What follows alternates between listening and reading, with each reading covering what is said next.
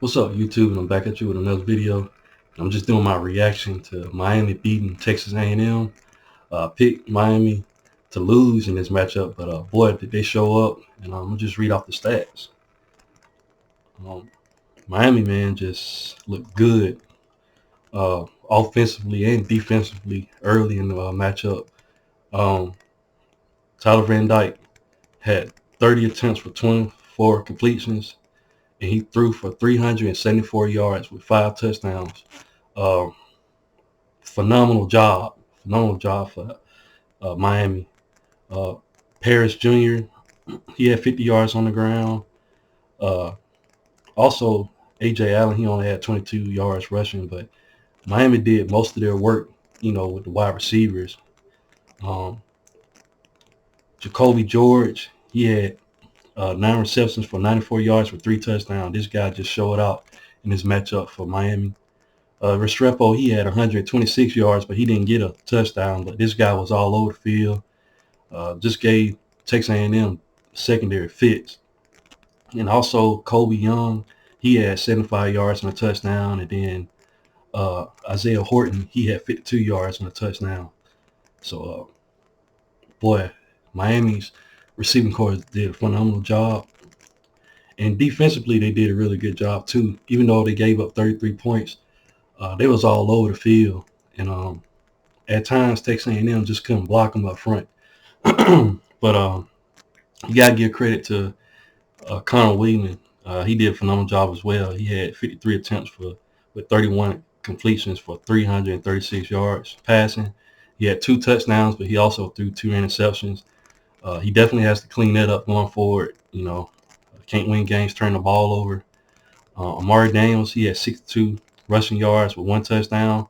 And Connor Wheelan was able to get a touchdown as well. He had 29 yards rushing. So total yardage for both teams, Miami was able to get 451. They had 374 passing yards, and they only had 77 yards rushing for 451 yards total. Texas A&M had 336 yards passing with 97 yards rushing and 433 yards total for Texas A&M. So both teams was able to pass the ball on each other, but overall, Miami just played better defensively, in my opinion. Texas A&M definitely got to put up, got to get fluid with their offense. Bobby Petrino's over there, and they definitely got to step up their running game.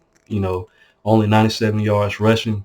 They was able to get Ole Miss's running backs coach from last season to come to the program. They definitely got to get that run game up.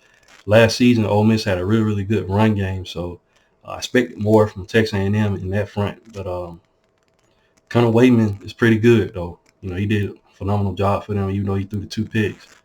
But they're definitely going to have to pick that up. Evan Stewart, he had a good day. He had 142 yards receiving, but he didn't get a touchdown. Also, Noah Thomas, he had 38 yards and a touchdown. And Ernest Kronover, he had a touchdown as well. So Texas A&M has potential. They definitely have potential there. They just have to not turn the ball over. That's with any team. Don't turn the ball over. You can give the other team chances. But Miami just looked explosive on all sides. Was able to run that ball back. They just looked really, really good. Miami fan, you guys should be excited about the team that y'all have this season. Mario Cristobal has turned that program around, and it's starting to show now. In my opinion, in my opinion, a good team in Texas A&M, even though they got some things they got to clean up. But congrats to Miami.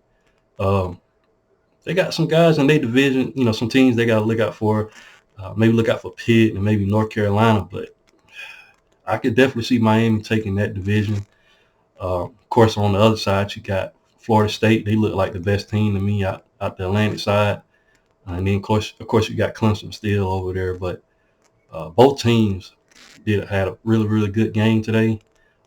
Salute to Miami Hurricanes.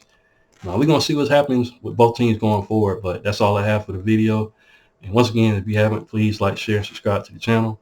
And I'll definitely be back with more college football content. Thanks, guys, and roll tide.